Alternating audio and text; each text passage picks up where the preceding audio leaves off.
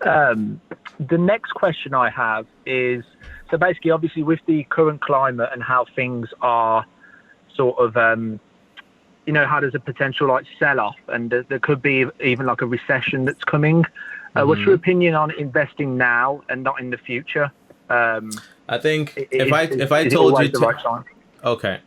Well, let me ask you one of your questions, right? This portfolio, by the way, stays the same. You don't change it under any circumstance, okay? You keep it the same balance that I told you by, you basically rebalance by selling the portions that are overweighted and buying some of the portions that are underweighted. So for example, if one year the US market is now up to 40% of your portfolio, you sell 2% of that and you buy whatever else is left over, right? So that way it goes back to its normal like portfolio weight or whatever. Now, as far as, for example, when is the right time to buy? It's like there's just saying that the perfect time to plant a tree was 25 years ago. The same thing with investing. What you don't want to do is wait to time the market or anything like that. When you invest the way I invest, which is basically you do dollar cost average, which means, hey, I'm going to invest the same amount of money every single month or every single week, and I'm going to buy at those average prices. Meaning, for example, if the market is high, you'll buy at an average price for that year. If the market is low, you'll buy at an average low price for that year also. The point is you never stop buying. So the most important thing when investing is understanding how much money you're going to invest. Because you either say, oh, my name is Bo. I made a lot of money this year, so I'm going to invest X amount of money. But next year, you don't invest anything, right? Because now you're kind of depressed or whatever. No, you got to make it automated. So if you say, hey, I have between 10 to 20% to invest. I'll use 15% as an example. I'm going to automatically set 15% of whatever I get paid to be invested automatically in this portfolio. Whether it's raining, whether it's snowing, I don't care.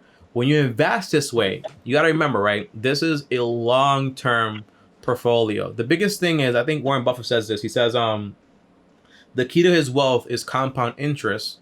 Or for example, like it's like a snowball, right? It goes down a hill. It just keeps compounding and compounding and compounding.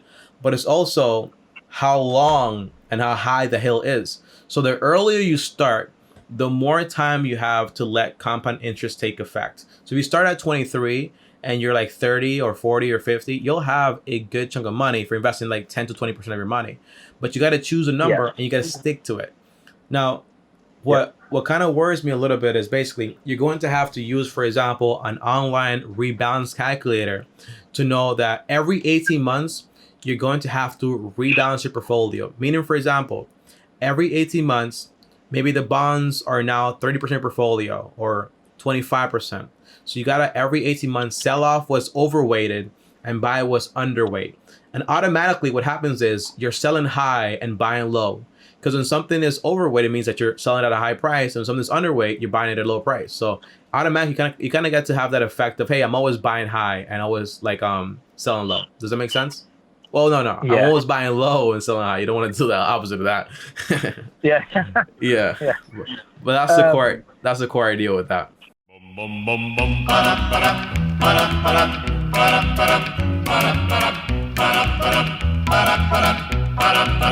You've got to start